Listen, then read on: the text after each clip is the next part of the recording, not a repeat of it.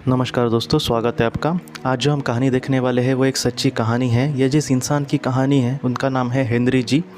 Henry के साथ ये प्रॉब्लम थी कि अपने लाइफ में एक दौर ऐसा उनके सामने आया कि जहाँ पर वो बहुत ही ज़्यादा परेशान हो गए जीवन से, और वो ये कहने लगी कि मैं इस ऐसी ज़िंदगी फिर से नहीं जीना चाहूँगा।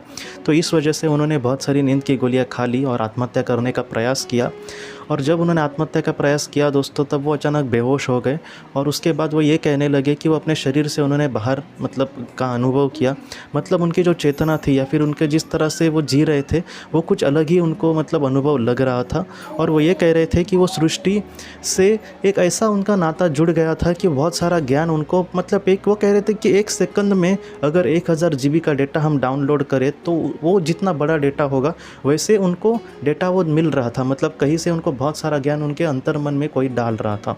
तो ये ज्ञान क्या था, ये ज्ञान उनको क्या सिखाया, या फिर ये ज्ञान हम सबको क्या सीखने की क्या सीखने दे सकता है, या फिर कितना ये गहन ज्ञान है, उसके बारे में हम बात करते हैं।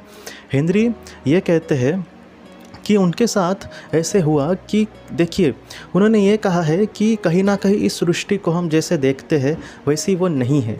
हेनरी अपने बारे में कहते हैं कि उन्होंने पहले कभी भी भगवान को नमस्कार नहीं किया, कभी भी वो भगवान को मानने वाले इंसान नहीं थे।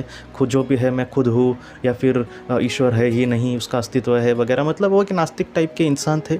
लेकिन जब उन्होंने ऐसा जो अनुभव किया, जिसको हम एनडीई का अनुभव कह सकते हैं, तब हेनरी जी हमसे ये कहते हैं कि कहीं ना कहीं उनको एक भगवान का एक ऐसे अस्तित्व का प्रमाण मिला वहाँ पर, जिसको हम झूठा साबित नहीं कर सकते। क्या कि वो ये कह रहे थे कि ऐसी जो चीज़, जैसे मैं आपको हवा के बारे में बात करूं, हवा को हम देख नहीं सकते, लेकिन उसका अस्तित्व तो जैसे कण कण में हमें दिखेगा ही, क्योंकि हम कहीं भी जाए हवा वहाँ पर होती ही है। अगर हम कहीं जाए और वहाँ पर समझो हवा नहीं है तो हम सांस ही नहीं ले पाएंगे। तो इस तरह की जो बात है, वैसे ही हेनरी हमसे कहते हैं कि ये जो सृष्टि है या फिर आत्मा जो है, उसके कण कण में या फिर उसके आजू बाजू एक ऐसा वातावरण होता है जो उसको डायरेक्टली दिखाता है कि ईश्वर कहीं ना कहीं है। हाँ, वो दिख नहीं रहा लेकिन फिर भी है वो। तो वैसे ही हेनरी ने कहा कि ऐसी ये दुनिया है। जिस तरह से उन्होंने ये कहा है कि हम ईश्वर को देखने की बात करते हैं या फिर ईश्वर नहीं है ऐसे कहते हैं, लेकिन हेनरी ने ये कहा है कि ईश्वर है नहीं, इसको ये सवाल ही उठता नहीं है। जब हम आत्मलोक की उस सफ़र पे होंगे, तब हमें इन सारी चीज़ों के ये सारे जो सवाल है उसको उस तरह से हम देखेंगे ही नहीं। जैसे अगर छोटा बच्चा हमें बोले कि हवा कहाँ पर है, दिखती नहीं, तो हम उसको ज़्यादा समझाने के लिए नहीं जाएंगे। हम कहेंगे कि जब तू बड़ा हो जाएगा तब तू समझ जाएगा। वैसे ही हेनरी हमसे कहते हैं कि हम जब आत्मरूप में होंगे आत्मा के, तब हम आराम से इन सारी चीज़ों को 2 मिनट में समझ जाएंगे। इस वजह से उन्होंने कहा है कि पृथ्वी पर जैसे हम वाद विवाद करते बैठते हैं, है तो दिखाओ वगैरह, इन सारी चीज़ों को वो कहते हैं महत्व नहीं है। तो महत्व किस बात को है? हेनरी ने यह कहा है कि सृष्टि में जो भी अच्छाई है, जो भी अच्छे कर्म हैं, वही सब कुछ है। उन्होंने ये कहा है कि जैसे हम पृथ्वी पर आकर जो भी हमारा कर्तव्य है वो करते हैं, या फिर उसको बहुत ही अच्छे से करने की हमेशा कोशिश करते हैं, हमारे परिवार को संभालते हैं, वैसे ही जितना हो सके हम हमारे कर्मों में बहुत ही अच्छे बनने की कोशिश करें। समझो कोई एक इंसान है, वो अपने हिसाब से अपनी ज़िंदगी जी रहा है, तो उस ज़िंदगी को, सिर्फ उसके पर्सनल लाइफ को इतना महत्व नहीं दिया जाएगा। लेकिन अगर ये कोई इंसान बहुत ही अच्छे से अपनी भी ज़िंदगी, एक पर्सनल ज़िंदगी को एक अच्छा आकार देने की कोशिश कर रहा है, लेकिन फिर भी वह अपने जीवन में एक अच्छा कर्म कर रहा है, क्या कि एक सामाजिक कर्म, किसी ज़रूरतमंद की मदद करना, लोगों से अच्छे से बात करना।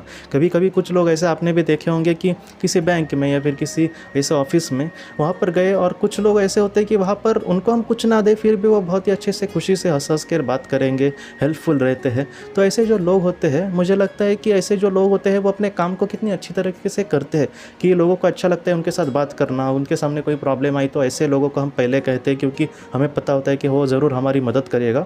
तो हेनरी की कहानी यही है कि वो हमसे ये कहते हैं कि ऐसे लोगों के जैसे हमें बनना है।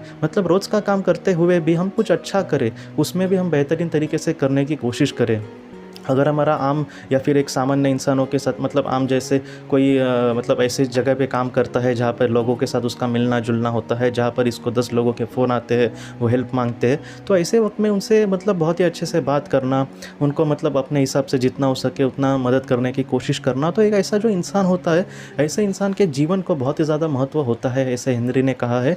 और उसने बाद में ये कहा है कि जो सृष्टि है उसमें जो अच्छाई है, अच्छाई हर एक इंसान के मन में होती है, बस उसको प्रकट करने की ज़रूरत है।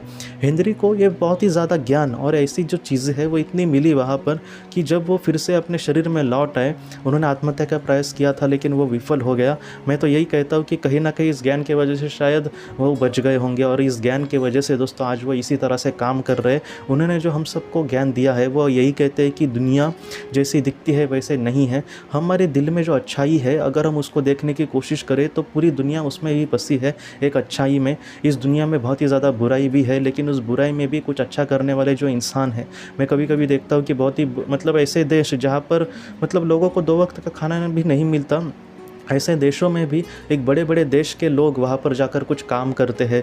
वहाँ के ही कुछ लोग एनजीओ वहाँ पर स्थापन करके या फिर अपनी एक संस्था स्थापन करके ऐसे ही लोगों की मदद से एक अच्छा कुछ करने की कोशिश करते हैं।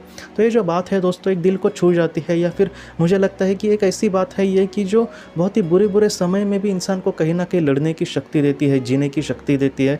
ऐसे जो लोगों के जीवन है दोस्तों वो आम नहीं दिखते। हमें वो एक आम इंसान लग सकता है, हाँ वो एक सेलिब्रिटी नहीं है, उसको बहुत ही बड़े बड़े मतलब मानधन उसको नहीं मिलता, हाँ उसको ज़्यादा लोग पहचानते भी नहीं होंगे, लेकिन ऐसे जो इंसान के काम होते हैं दोस्तों, ऐसे काम की वजह से खुद ईश्वर उसको पहचानता है या फिर ईश्वर खुद उस पर खुश होगा, वो खुद उसको आशीर्वाद देगा। तो इस तरह से इंसान हमें बनने की कोशिश करनी होगी। ऐसा इंसान बनने के लिए हमारे पास 4 पैसे ना हुए तो भी चलता है। ऐसा इंसान बनने के लिए हमारे पास बहुत कुछ होना चाहिए, प्रॉपर्टी ऐसा नहीं है। ऐसा इंसान अगर हमें बनना है तो दोस्तों सिर्फ हमारे दिल में अच्छाई और पवित्रता होनी चाहिए और वो दुनिया को देनी भी उतनी चाहिए। और जितना हो सके हमारे जीवन में दोस्तों एक अच्छा इंसान बन के हमें जीवन में एक ऐसा इंसान बनना है दोस्तों कि जो सिर्फ अपनी लाइफ ना जिए बल्कि एक समाज में अच्छा कुछ करने की कोशिश करे। जितना हो सके अपने लोगों को वो समझ के ले, अपने लोगों को खुशियाँ दे, अपने लोगों के सपने के लिए खुद प्रयास करने की कोशिश करे। तो ऐसा जो इंसान होता है खुद ईश्वर दोस्तों हमेशा उसके साथ होता है। तो दोस्तों हम अपनी अगली वीडियो में मिलते हैं। आप अपना अपने परिवार का ख्याल रखना। आपका बहुत बहुत धन्यवाद। ज़िंदगी की रोशनी ये संस्था ऐसे लोगों के लिए काम करती है जिन्होंने किसी अपने को खोया है या फिर जो लोग अपनी ज़िंदगी में बहुत ही ज़्यादा दुखी है। जो लोग इस संस्था से जुड़ते हैं उनको तकरीबन 50 किताबें भेजी जाएगी उनके व्हाट्सएप पर या फिर ईमेल पर। ये किताबें आत्मलोक या फिर मौत के बाद हमारे साथ क्या होता है इन सारी चीज़ों की आपको पूरी तरह से जानकारी देगी। और इसके साथ साथ आपको एक पास्ट लाइफ रिग्रेशन थेरेपी की ऑडियो भी भेजी जाएगी। इस ऑडियो की मदद से आप घर बैठे अपनी पास्ट लाइफ रिग्रेशन करने की कोशिश कर सकते हो। बहुत लोग पास्ट लाइफ रिग्रेशन थेरेपिस्ट के पास किसी कारण के वश नहीं जा सकते, तो ऐसे लोगों के लिए मदद के लिए ये ऑडियो तैयार की गई है। तो आप ज़रूर इस संस्था से जुड़े। इस संस्था से जुड़ने के लिए सामने जो व्हाट्सएप का नंबर दिया है आप कृपया उस पर संपर्क करें। आपका बहुत बहुत शुक्रिया।